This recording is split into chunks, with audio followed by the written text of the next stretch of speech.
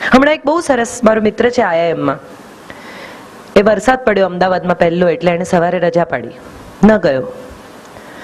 એટલે બેઠો તો, એની બારી છે બ્યુટીફુલ, એ લોકોના IIM-ના ક્વાર્ટર્સની બ્યુટીફુલ બારીઓ છે, ત્યાં બેઠો તો. એટલે એનો દીકરો આવ્યો કે પાપા ઓફિસ નહીં જા રહે? એટલે કે નહીં બેટા, આજ બારિશ આ ગઈ તો मैंने छुट्टी कर ली.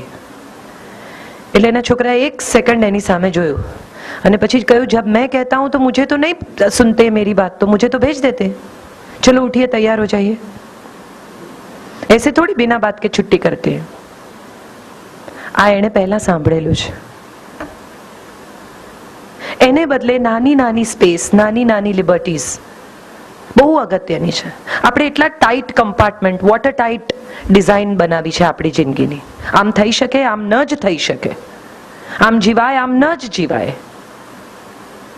આવું તો કેવી રીતે બોલાય, આવું તો કેવી રીતે કરાય?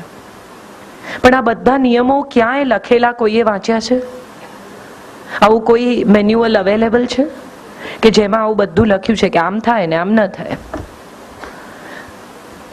આ મેન્યુઅલ આપણે આપણા મનમાં ઘડી કાઢ્યા છે. ખુલ્લા થઈને શાંતિથી કોઈ એક માણસ સાથે વાત કેમ ન થઈ શકે? મને શું નથી ગમતું એવું આપણે કેમ કોઈને ન કહી શકીએ? અપ્રુવલની વાત મેં કરી શરૂઆતમાં. મને બહુ સરસ બહેને કહ્યું કે તમે કહો છો એવું અમે કહી નથી શકતા. કેમ નથી કહી શકતા? કારણ કે તમને એવો ડર લાગે છે કે તમે આ કહેશો તો તમે અણગમતા થઈ જશો. હું તો કહીને મારે માટે કહ્યું કે લોકપ્રિયતાના શિખરે છે, હું તો આ જ કહું છું. તો મારો નિયમ ખોટો પડ્યો? શું થયું? Why am I popular? Why people like me? If I am saying the same things which you can't say, એવું એમણે કહ્યું. તો આમાંથી કયો નિયમ સાચો? કહીને અણગમતા થશો એ, કે હું કહું છું અને છતાંય લોકો મને સાંભળે છે, મારી વાત સાંભળવા આવે છે એ? આઈ થિંક આપણો ડર બહુ અગત્યનો છે. આપણે ડરી ગયા છે. રિલેશનશિપ ઇનસિક્યોરિટી પર બેઝ છે. દરેક માણસને એવો ભય છે કે સામેનો માણસ મને છોડી ન જાય, માટે એ કહે તેમ વર્ત્યા કરવું. અને આ દરેક માણસની ફરિયાદ છે. આ સંતાનની પેરેન્ટ્સ સાથે છે, પતિની પત્ની સાથે છે, પ્રેમીની પ્રેમિકા સાથે છે, બોસની એમ્પ્લોય સાથે છે, બધા સાથે છે. આપણો આખો સમાજ ઇનસિક્યોરિટી પર જીવતો સમાજ થઈ ગયો છે. અને ઇનસિક્યોરિટી શેની છે? અગેન અપ્રુવલની. મને નહીં ગમાડે તો, મને નહીં સ્વીકારે તો, મને નહીં ચાહે તો, મને ચાહવાનું બંધ કરી દેશે તો. આવિષ્કાર કરીને એક બહુ સુંદર ફિલ્મ છે, મને ખબર નથી કેટલા લોકોએ જોઈ છે. રાજેશ ખન્ના અને શર્મિલા ટેગોરની ફિલ્મ છે. અને એમાં બહુ સરસ વાત છેલ્લે લગ્નની એનિવર્સરીની વાત છે, આખી રાતની. અને સવારે એક બહુ સરસ વાત રાજેશ ખન્ના કહે છે કે 2 લોકો એકબીજાને 2 કલાક મળે છે જ્યારે પ્રેમમાં હોય છે ત્યારે. એ સમયે બેસ્ટ બિહેવિયર, બેસ્ટ કપડાં, બેસ્ટ લુક્સ પ્રોજેક્ટ કરે છે. સામેની વ્યક્તિને જે ગમે છે તે જ દેખાડવાનો પ્રયત્ન કરે છે. કેમ? કેમ કે અપ્રુવલ જોઈએ છે. બ્લુ કલર મને સહેજ પણ નથી ગમતો, એટલે વોર્ડરોબમાં જેટલા બ્લુ શર્ટ હોય એટલા કાઢીને ડુચ્ચો કરીને સાઈડમાં મૂકી દેવાના. હમણાં થોડા દિવસ બ્લુ કલર નહીં પહેરવાનો. મને આમ, હું તો નોનવેજ નથી, બિલકુલ નોનવેજ ખાય માણસ સાથે હું રહી શકું જ નહીં. એટલે પહેલું વાક્ય કે હું તો નથી ખાતો. મને છોકરીઓના વાળ છૂટા ગમે જ નહીં, એટલે પહેલું કામ એ કે મળવા જવું હોય ત્યારે વાળ બાંધીને જવાનું. મને પોતાને બહુ ગમે છૂટા વાળ, પણ હમણાં તો અપ્રુવલ. અને પછી જ્યારે 2 લોકો સાથે જીવવાનું શરૂ કરે છે ત્યારે કેટલો સમય તમે પુટ ઓન બિહેવિયર કરી શકો? આ પુટ ઓન બિહેવિયર છે, ઉપરથી ઢોળ ચડાવેલું બિહેવિયર. એટલે એક દિવસ મગજ ફરે છે કે કેમ કેમ મારે વાળ છૂટા નહીં રાખવાના? તમે કહો છો એટલે પછી તો બધાને ખબર જ છે. આગળના ડાયલોગ્સ તો મારે કોઈને કહેવાના નથી. એને બદલે તમે પહેલા જ એવું કહો કે તમને નહીં ગમતું હોય તો નહીં રાખો, પણ મને ગમે છે કોઈક વાર. Can I do that? Can you tolerate? મને નોનવેજ રોજ નથી હું ખાતો, પણ મને શોખ છે, મને ગમે છે. આઈ ડ્રિંક સમટાઈમ્સ. જેની સાથે આખી જિંદગી જીવવાનું છે એને તમે મૂરખ કેવી રીતે બનાવી શકો?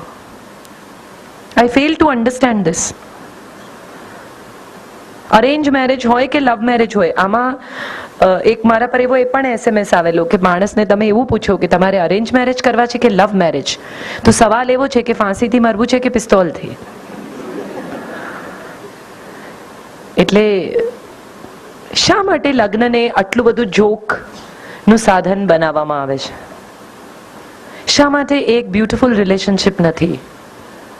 બે લોકો સાવ જુદા વાતાવરણમાં મોટા થઈને એકબીજાની સાથે આખી જિંદગી જીવવાનું નક્કી કરે, એકબીજાની સાથે ઘરડા થવાનું નક્કી કરે. What a wonderful relationship.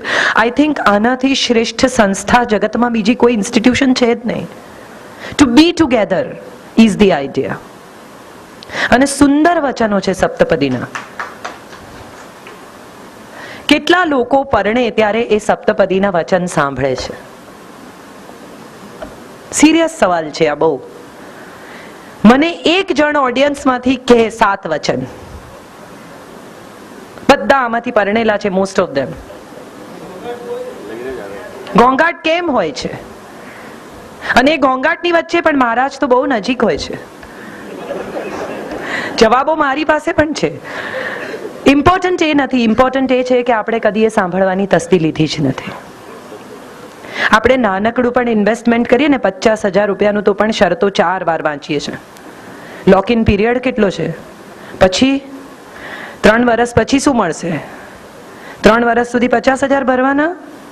પછી કેટલા ટકા? માર્કેટ અપડાઉન થાય તો, વોલેટાઇલ હોય તો, યુલિપ છે, આ બધું આપણે પૂછીએ છીએ. અને આખી જિંદગીનું ઇન્વેસ્ટમેન્ટ કરતા પહેલા 7 શરત નથી સાંભળતા. બહુ સુંદર વચનો છે સપ્તપદીના. પરદેશમાં તો વાવ્સ લોકો જાતે લખે છે. બહુ ઇન્ટરેસ્ટિંગ છે આ વાત પણ. ચર્ચમાં વાવ્સ લેવડાવે કે હું આ કરીશ અને હું આ નહીં કરું. અને એવા કેટલા બધા લોકો છે કે જે પોતાના વાવ જાતે લખે છે કે હું આટલું જ કરીશ, આનાથી વધારે મારથી નહીં થઈ શકે. બધા જેટલા બાઇબલમાં લખ્યા છે એટલા વાવ હું નહીં માનું. અને સપ્તપદીનું પહેલું વચન એ છે કે આપણે બંને જણા એક થઈએ. એક થવું એટલે શું? બે અડધા લોકો ભેગા થાય એને એક કહેવાય. એક બહુ સરસ વાક્ય છે કે marriage is about when 2 people decide to be one, but the fight begins when they have to decide which one. આ બેમાંથી કોણ એક? તો બરાબર, પણ આ બેમાંથી કયો એક? હું એક કે તું એક? બહુ જ સુંદર વચનો 7 પૂરા થાય છે. અને 7મું વચન છે સપ્તમે સખા ભવ. આપણે 7મા પગલે મિત્રો થઈ જઈએ. કેમ પહેલા પગલે મિત્ર નથી થતા? પહેલું પણ હોઈ શકે આ વચન કે ચલો પહેલા ફ્રેન્ડ્સ થઈએ, પછી આમ કરીએ, પછી આમ કરીએ. નો, 7મું વચન છે કે સપ્તમે સખા ભવ. 7મા પગલે આપણે મિત્રો થઈએ. કારણ કે આપણે એકબીજાને ઓળખી લઈએ, જાણી લઈએ, સમજી લઈએ, સ્વીકારી લઈએ, એ પછી મિત્રો થઈએ. અને મેરેજમાં ફ્રેન્ડશિપ એ સૌથી પહેલી શરત છે. દોસ્તી, ઇક્વાલિટી. ઇક્વાલિટી એટલે એવી નહીં, હા, ઘરે જઈને એમ નહીં કહેતા કે કાલથી સાંજની રસોઈ તમારા માથે. એમ મેં કાજલ બેને કહ્યું છે ઇક્વાલિટી. આમાં તો મારા નામે બિલ ફાટે. ઇક્વાલિટી એટલે સામેના માણસનો ઓપિનિયન સાંભળવાની તૈયારી. અમે એડવર્ટાઇઝિંગ ઇઝ માય ડિગ્રી. એટલે હું જ્યારે ભણાવું યુનિવર્સિટીમાં ત્યારે હું હંમેશા કહું કે કન્ઝ્યુમર અને બાયર આવા બે જુદા લોકો છે. શરૂઆતમાં સમજાય નહીં. બોનવિટાનું કન્ઝ્યુમર કોણ? બાળક. બાયર કોણ? માં. વોશિંગ મશીનની કન્ઝ્યુમર કોણ? ગૃહિણી. બાયર કોણ? વર.